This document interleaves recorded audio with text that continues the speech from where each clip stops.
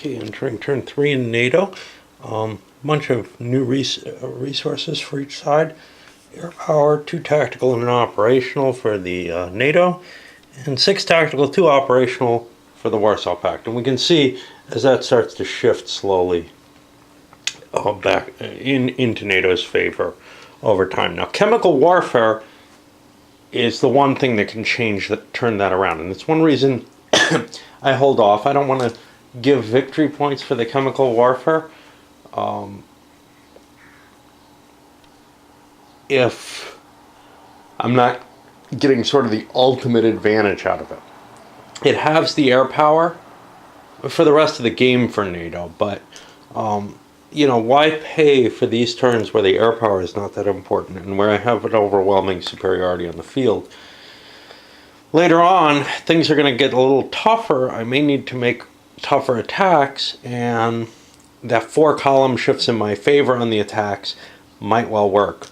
It might be more important at that point. That only lasts for the first turn. It shifts downward to 2 shifts, I think, eventually. That's still a major advantage, and certainly I've played it with the extended build-up where I start off with the chems right away just to, you know, make NATO pay early. Other than that, we've got some reinforcements coming. A whole bunch of airborne. I don't know what this is.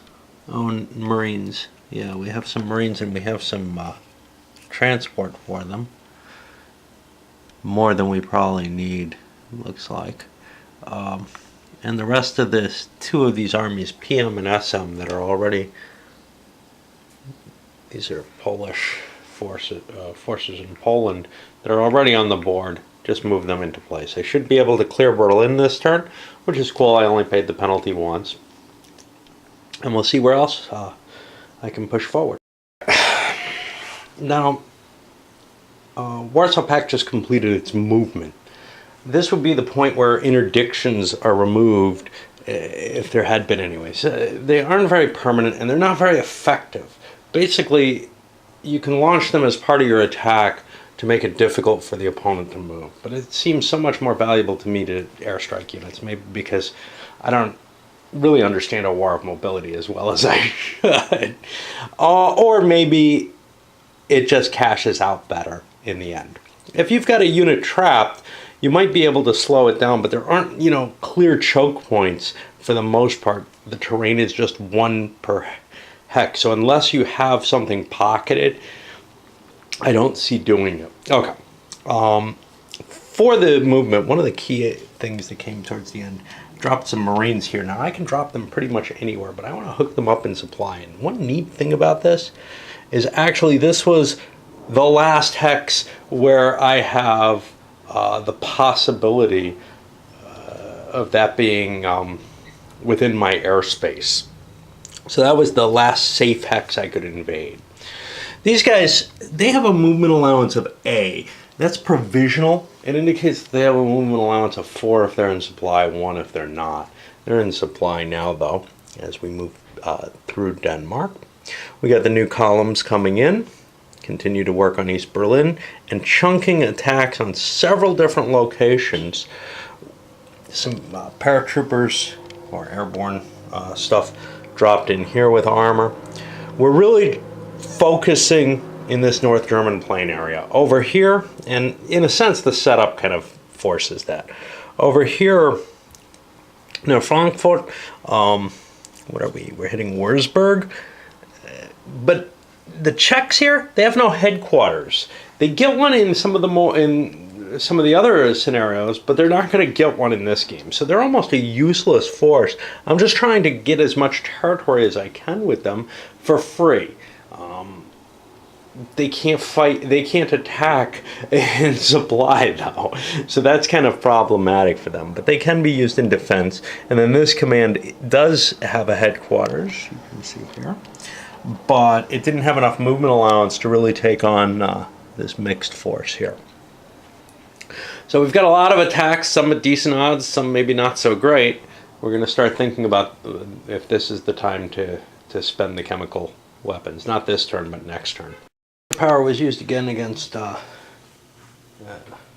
actual airstrikes against units instead of anything else. We got some destructions here, aiming at the units that were on railways because of the improved chance of hitting them, as well as things that are in the clear.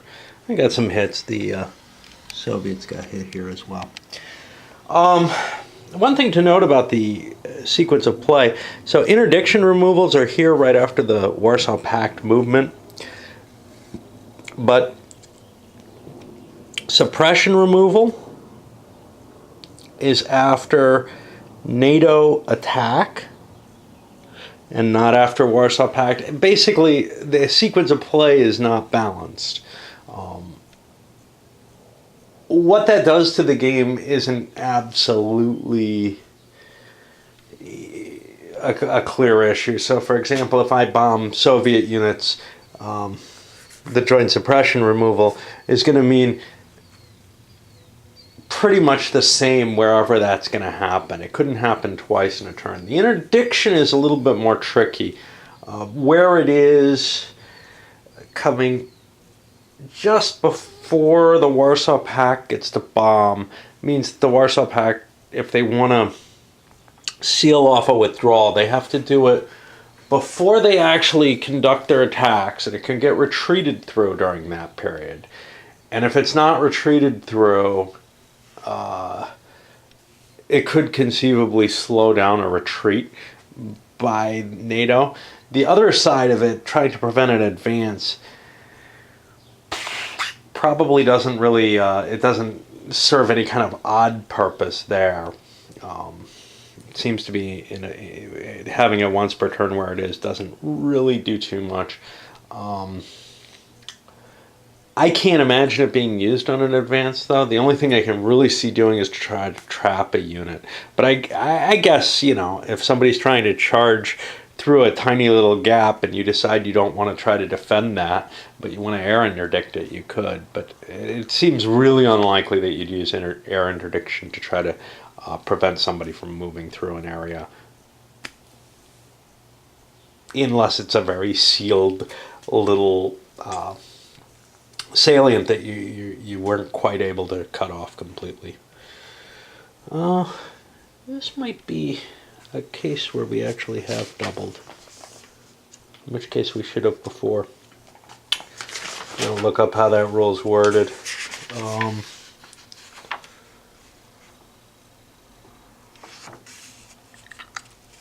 Alright, it's somewhere here.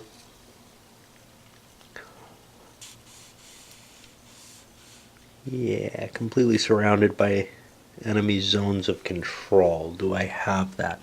This only has one step. It would need 3 to project a zone of control. So this unit is not isolated. It's not in supply, but it's not able, I believe, but it's not able to, it's not going to be a doubling factor for the Soviets there. Alright, I'll roll the attack. My thinking here is I don't want to use this offensive support this turn, so I'm going to put it forward to next turn. I've already kind of started going through things, but I certainly don't need it against Berlin. I'll come back with a report on all the damage, but it's pretty extensive.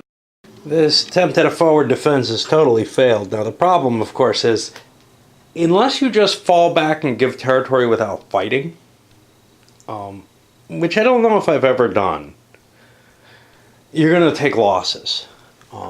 So here, we see Hamburger fell. A hit in here was successful. This is pretty much an isolated unit. It can't get out of there. Attacks over in here were successful. Coming through here. Up here, there were no attacks. And you can see now, NATO is going to have to just fall back further and further. Pull out of here, maybe use Bremen, but maybe not. The Bremen-Oldenburg line, at least that holds the river, and it gives better defenses, I think. See, the major river, what that does is it halves the attacker's strength. Whether or not that's better or worse than a -3 is hard to tell. They're both impressive factors. Now, clearly, if I could get soft units in there, but I don't have all that many soft units. Most of the stuff's mechanized or armored, so it doesn't get that doubling strength. Anyway, these are the losses we have someplace or another. This guy, you can see he's been replaced with a 1-step counter. He had been a 3-step counter. That had to fish that out for that. That's going to put us to the NATO side of the turn. Reinforcements activation. I don't know if we got some reinforcements coming in here. That'll help some territorial troops. We did have an overrun somewhere down here of one of the reforger sites, so nobody's going to come in there. But largely, I think NATO's holding on to their reinforcement sites right now. And that's key, too. You give up all that territory, you're not getting all those troops. So I feel like you have to defend kind of forward. And doing so exposes you to be attacked. Being attacked means you suffer. There's just not enough troops, and there's no rule to enforce zones of control. So, I've got situations where, hey, I'm keeping some contact here, but I don't have to attack. I was launching attacks along here, but I don't have to, hit every unit. So that kind of condition in the game definitely is strongly in favor of the attacker, and very odd for war games, actually. So we got the NATO turn going, and the first thing we have is placement of reinforcements. So some of these are these RSs. They're pretty normal. I didn't go over the difference in the reinforcements too much when I went over the rules introduction. Figured I'd look it up later, and I did. So this one just goes in its hex 2924, which is going to be this one. Now these dots, they all matter early in the game, but as the game continues, they become used up, as it were, and you don't know whether or not there's another unit coming in on that hex. Much more interesting, though, are the reforgers. These are units where the equipment's present, but the troops are not. The way they handle that in this game is more or less it's going to show up where it does, but it shows up by air transport. Now, that's important only because I think it implies that you end up having to make an interception check for it making it in, assuming that its hex is still there. So this is 4722. Which looks like it'll be this tank here as a reforger site. And that's obviously going to be in NATO airspace. We're looking at turn 3. And in this game, that means we only have a 50% chance of each step making it into play.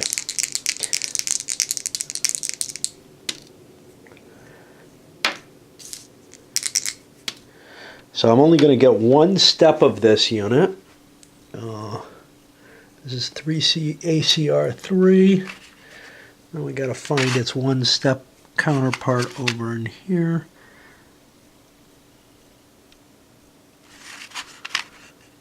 Uh-oh.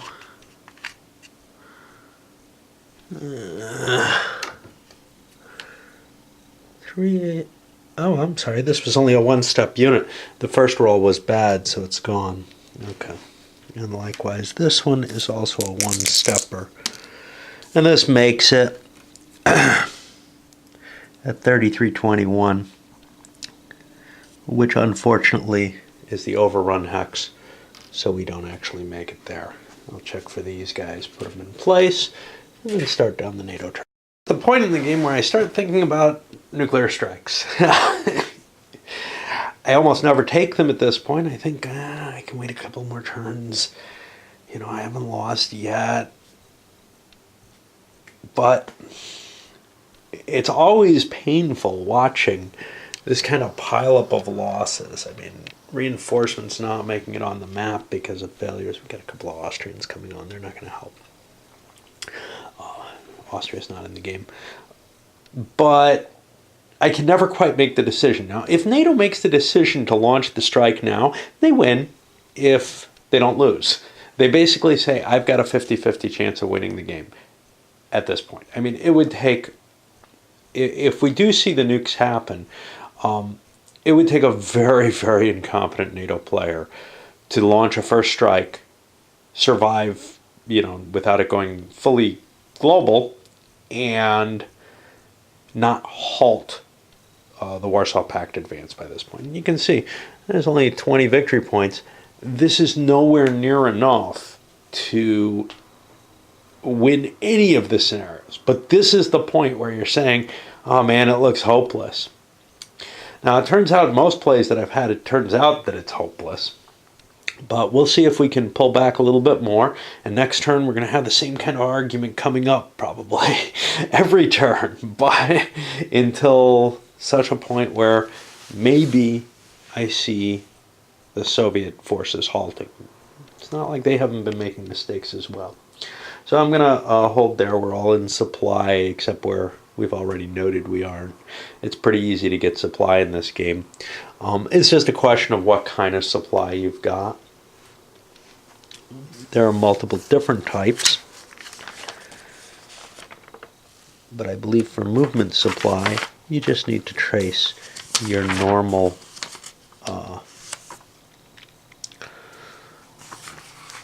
type of supply, as opposed to through a, oh no, I have to worry about this because I'm not in supply if I can't trace to a headquarters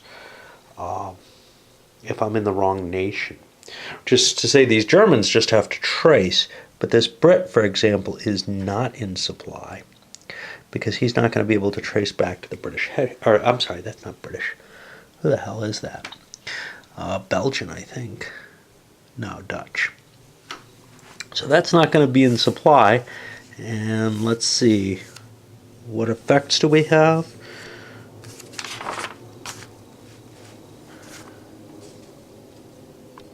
Halved movement is the biggie, and combat penalties.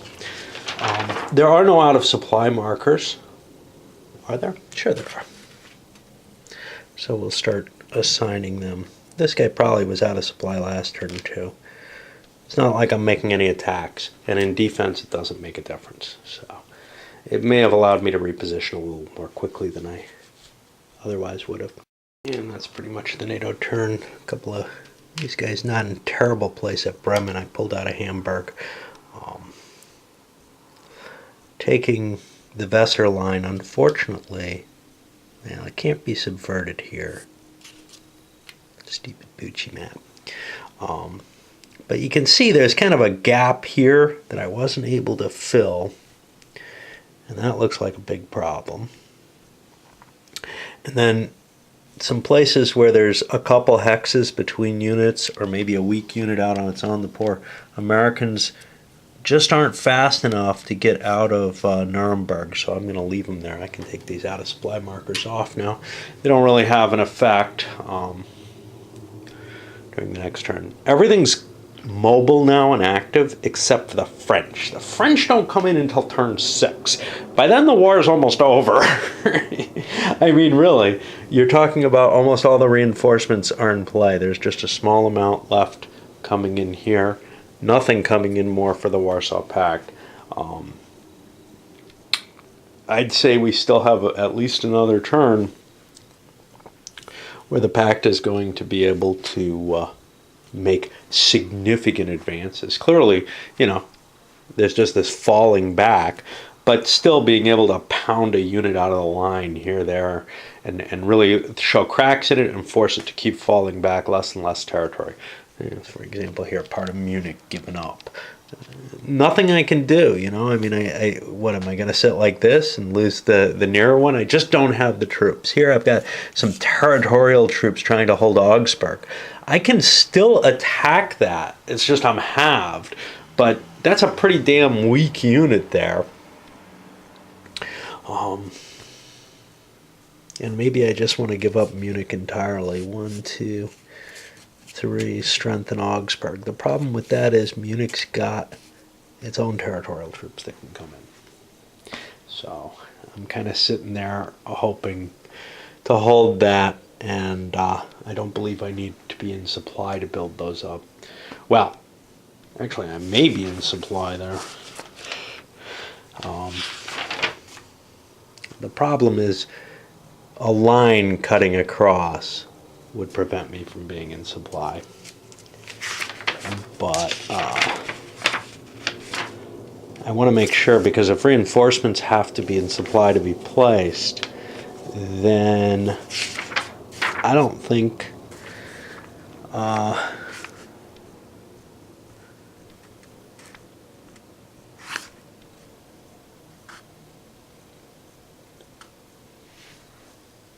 yeah, it doesn't appear like supply is necessary.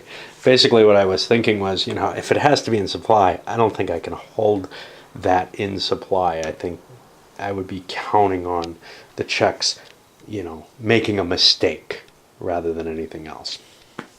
This is not a great position to be in, obviously, but I like that -3 defensive benefit better than, I guess, trying to pull back. I'd only be able to pull 1 hex back, because it's going to cost me 1 extra movement point to leave the zone of control, and then 1 to enter this zone of control. Well, I don't have that many. I have only 4 for the unit, halved is 2, so they're not getting anywhere very quickly. So that's a sacrificed unit without an offensive support marker, and I don't get that until turn 5. And with what are admittedly weaker forces, I don't have local superiority even in any places that I can see. I pretty much can't afford to counterattack at this point. Alright, organic supply is over, and this is causing some problems for the Pact. I kind of outran my headquarters here. Over here, this was some troops I threw in a gap just to prevent Nato from, doing kind of a propaganda attack into East Germany. I don't know how much effect it would have, but at least it put a zone of delay in place and prevents them from sacrificing troops to get the points for triggering territorial units. And then over here, the Czechs, like I said, they were going to be out of supply. Well, now they are, and that's going to be a bit of a problem. These guys probably were out of supply last turn. I think airborne units can't trace, can't use the organic supply. I'm not too worried about it. These guys are not going to be able to be in supply either, except that they can trace back using their headquarters, which is why I put them in such a close to the front position, was so that I could save them. Otherwise, I could have landed them back, somewhere here, and possibly actually expedited taking out the Netherlands, say. I might still be able to do that. They're in a port. As long as they're in a port, I think they're allowed to transfer somewhere. But the main goal right now is the requirement to capture the Netherlands, I don't believe, is just 1 city. And that would have been about all I could do.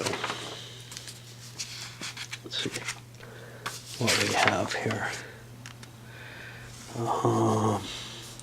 Yeah, it would be kind of nice if these were separate cases. Just the Netherlands surrenders if 1 key 2 major or a major and a minor. Well, there are no 2 major. Okay, right here we have the problem. We're not sure what they meant. They got key cities at red. This is one of the reasons I'm not positive that they have it right. Key cities are in red. There are not 2 majors in the Netherlands. There's 2 keys and 1 major.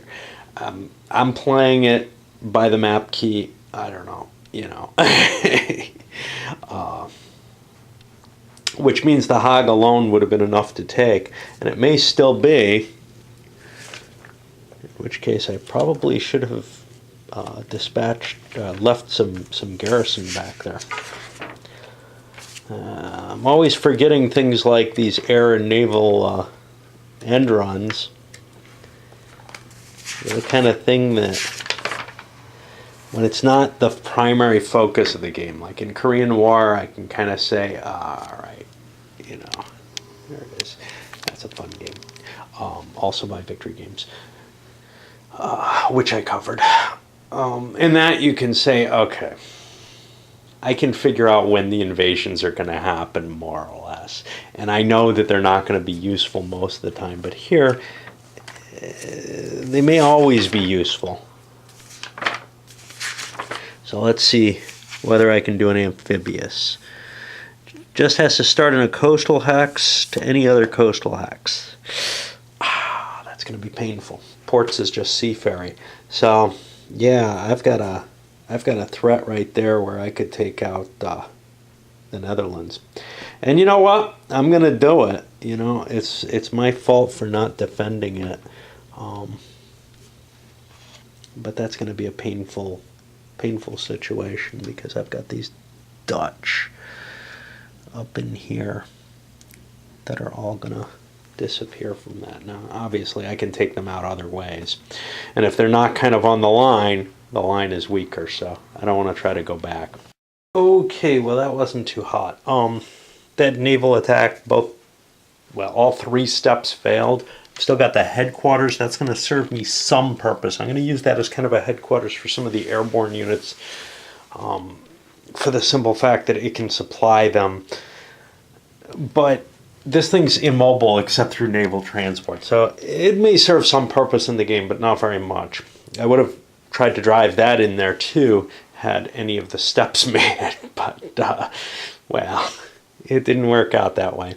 And I got to keep an eye out because there does come a point where NATO gets some Marines down here on turn 12.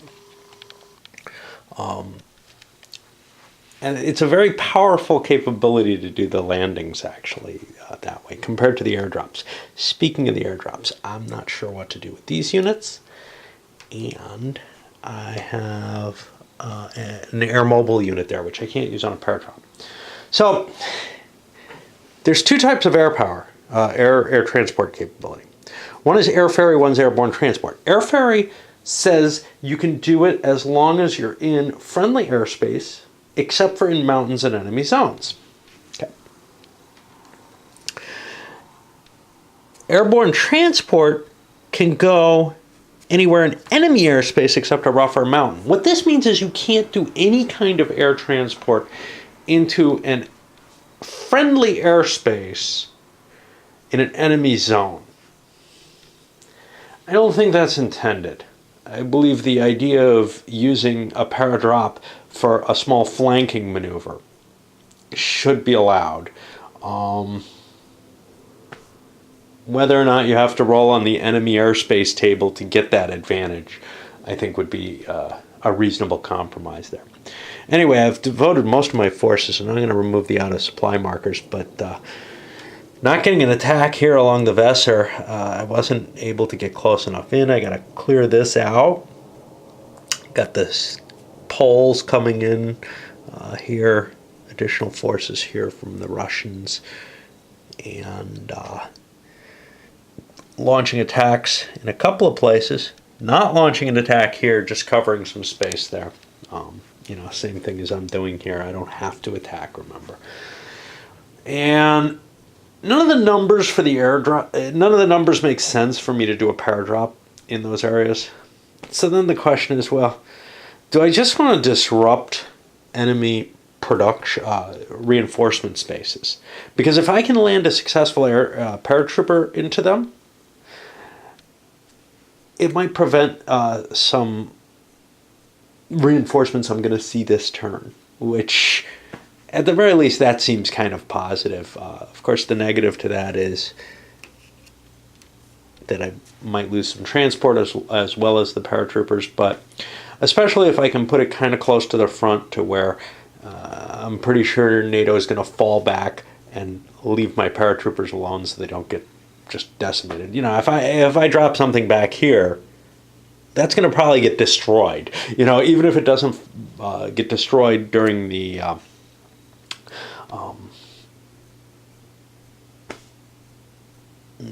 actual drop, it's going to get destroyed by NATO going back and building a line around it and wrecking it there. So I don't want to put it in a dangerous location, but there's other places like here that might actually help me collapse the line. Well, I don't know. This is pretty far back too. I'm not sure that there are many places I can safely drop. I could drop it one here. I could do that with regular air transport. NATO gets to use its air points. I spent an operational point to try to suppress one of these headquarters offensive capabilities. How valuable is this?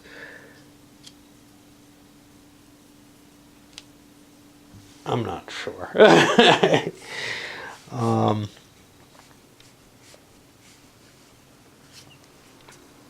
The effect of it, if it goes away, is to get rid of a doubling, which could be quite powerful. The problem is I only have one operational point, and that's what I have to use for it. However, I do have an even number of tactical points, so I'm going to have to send a point on its own anyway. So I'll do this now. It doesn't kill anything, which is kind of the negative to it. And we're facing terrain. And I forgot to give the Soviets their bonus on the very first, on the second turn of the game, where their airstrikes don't suffer any terrain penalties. So, all right, let's take a look at this. We're just looking for any result on the one table. And we don't get one.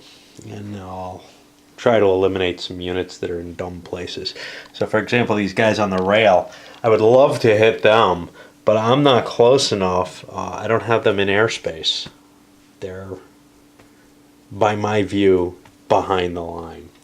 Hard to tell. You could argue that there's airspace reaching to here, but there really isn't because there's zones here and here, so they're kind of protected back there. Just to give you an idea of kind of like the weirdness of the airspace rule. Very easy to get a little stupid in this game. So here I had 5-1 and 6-1 odds against these two because of the doubling and some reductions, etc. And I said, you know what? I'll go for that. That doesn't sound too bad. Yeah, it is. There's just a little bit of terrain in each, -1, but I got some kind of crappy rolls. And if you look at the table, that's not very good at all, actually. You can see where you're taking more losses on the low die rolls than the opponent is. So that's really kind of a balanced attack, is 5 or 6-1 in terms of force power.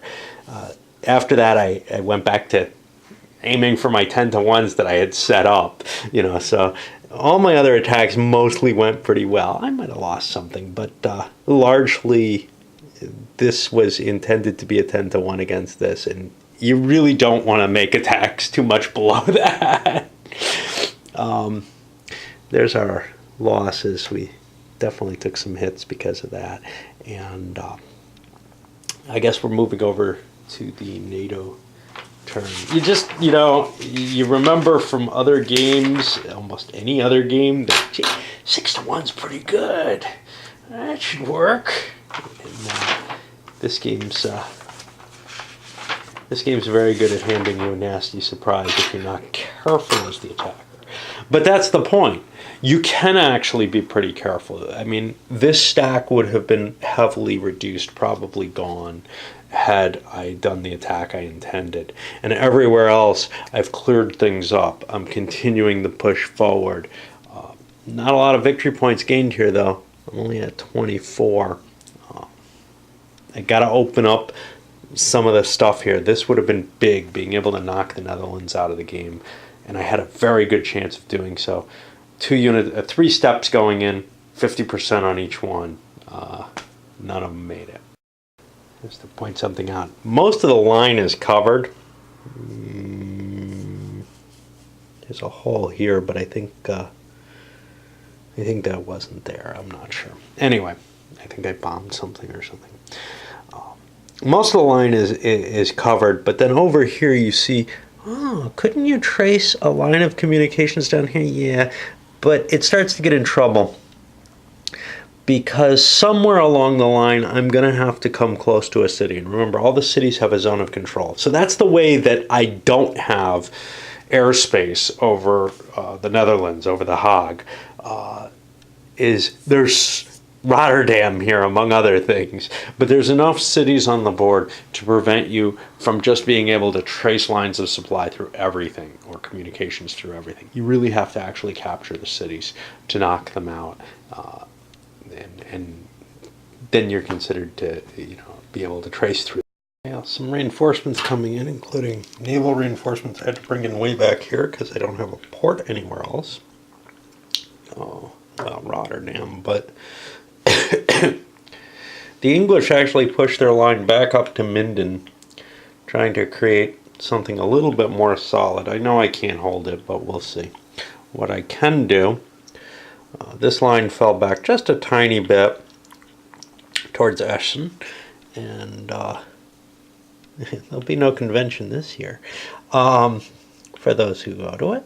The French had to withdraw. They're kind of threatened here, and I was unable to get anything here. I tried to do some opposed paradrops there, and you can see all 3 French airborne and 3 of my air transport units are gone now after that failure. And speaking of which, these are gone too, these Russian naval transports. Not that they have other units that they could transport with them, but with the airborne, I actually do have other airborne units, and now I've got a significant issue because I only have 1 airborne transport available. But yeah, I was trying to cut these guys off. Now they're still out of supply, I believe, unless this is tinier than, no, that's a nice big meaty stack. But this is fairly easy to take, and we're really seeing a weakness going into France. Now, I don't want to cross the French border here, of course, on the river, because that'll activate them, I think. Maybe not. I should look that up, because I could conceivably do a lot of damage to the French. I don't think I've ever seen the Russians push this hard in this sector before. And then I had to give up Bavaria just to get some kind of density of troops. Now again, I'm used to an accelerated arrival of the Allied forces all the way over here, really. This is daunting compared to what I'm used to. And I've got kind of the, how am I ever going to stop them feeling, yes, I have a pile more troops coming. And the Russians do not have anything coming. So maybe we're at the point here. But if it starts getting close, I'm going to have to unleash those nukes because, well, that's just how it goes. This turn we have parity in the air power. Both sides have 5 tactical and 1 operational. And at this point, the balance, at least in the air, starts to tilt in favor of NATO. How long it's going to take before they can start actually putting up a defense that the Russians can't penetrate? Well, we'll see. So far, the Russians haven't unleashed chemical weapons. That's going to be a biggie when they do. Remember, that's, for the rest of the game, 2 shifts in their favor. 4 shifts in their favor on the first turn. The problem with it is, between the long and short game, in the short game my feeling is, hey, I should be unleashing it now because I'd be getting 4-3 and then a couple of 2s and probably make my goals. But my goals get bigger if I unleash them because NATO is going to get 2 victory points every turn after I fire off the chemical weapons. That gives them a lot of padding. None of this really necessarily means anything. So, I mean, world condemnation of the Soviets for using chemical weapons would probably not be in any significant way different from, hey, you just invaded Western Europe and maybe risked World War III here, in terms of a nuclear war.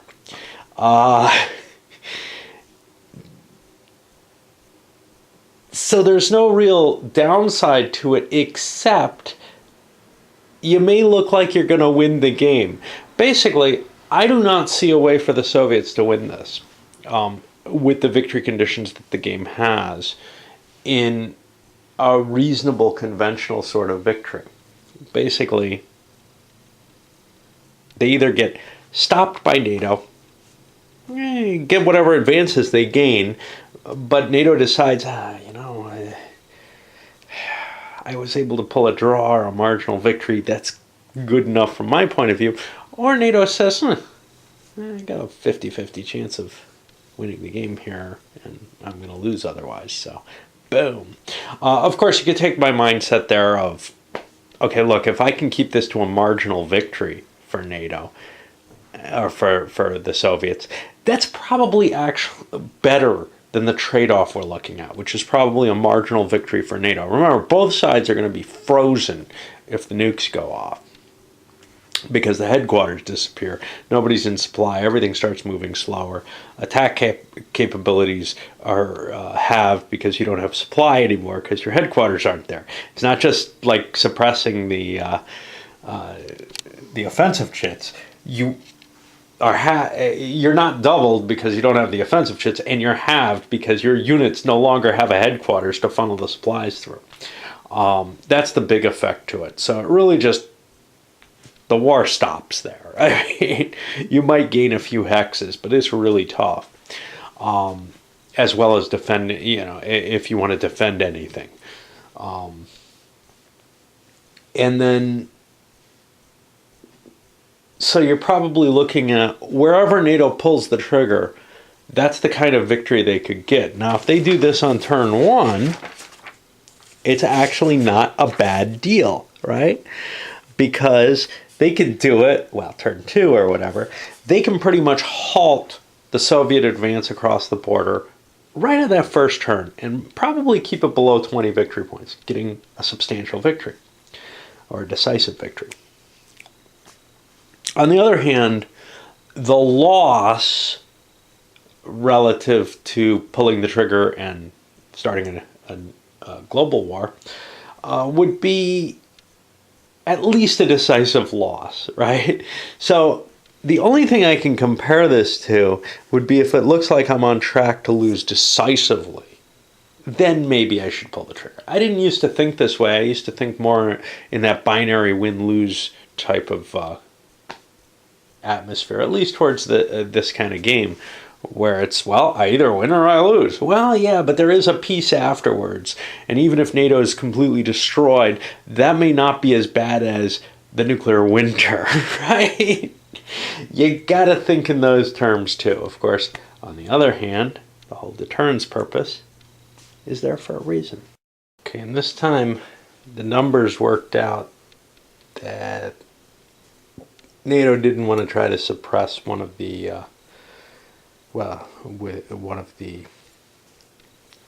offensive support markers. Maybe a bad idea. I'm never quite sure what to do there. But Bremen taken,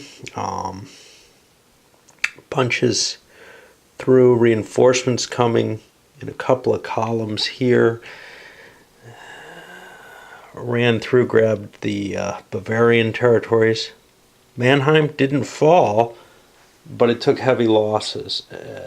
Dortmund fell, and we're seeing, the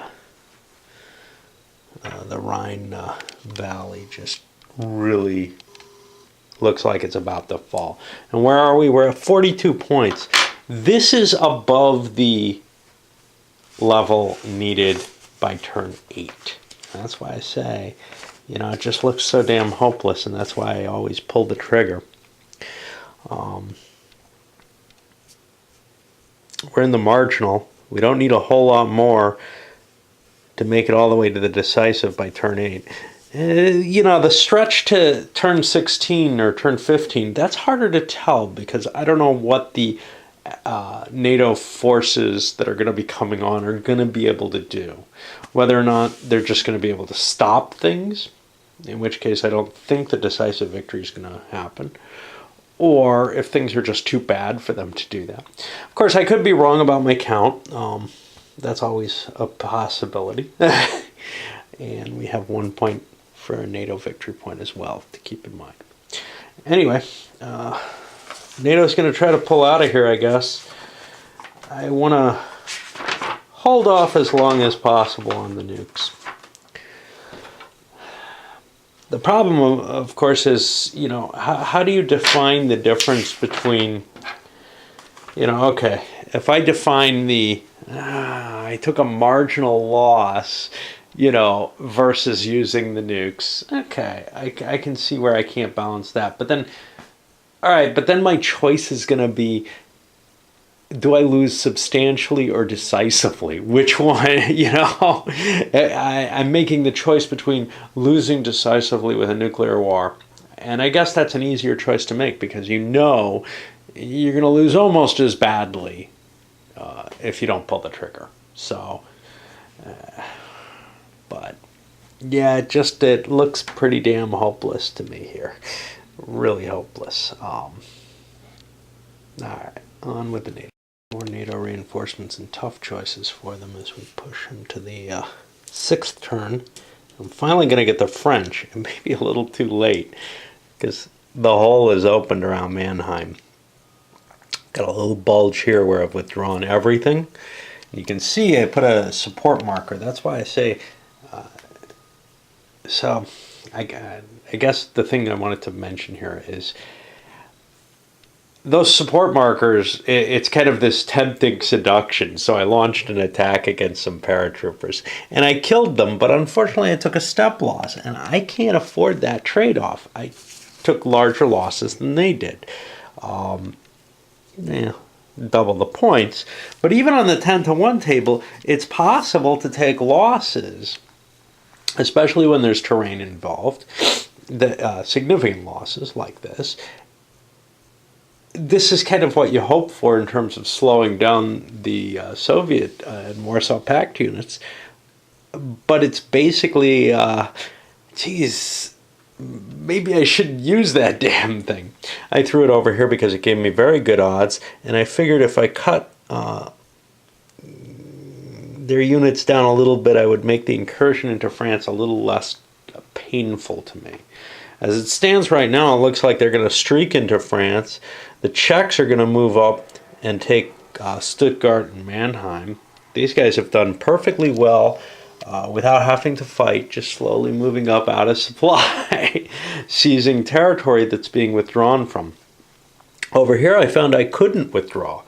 The terrain's too lousy. I've got to get pushed back. So I got pushed back out of Bremen, which gave me a powerful stack that survived, costing the Soviet units significant losses. I think they took 2 step losses, and I took a 2 retreat loss, if that's possible. But the other problem is, if I fall back too far, the Netherlands as a whole could just fall. Now, I don't know. There is not a whole lot left, but there are some units I would like to get on the board and lose before I lose the Netherlands as a whole. So yeah, we got the area around Frankfurt. Painful, withdrawing away from Mannheim just because I can't afford to defend everywhere. And that includes I can't afford to defend the crossing of the Rhine.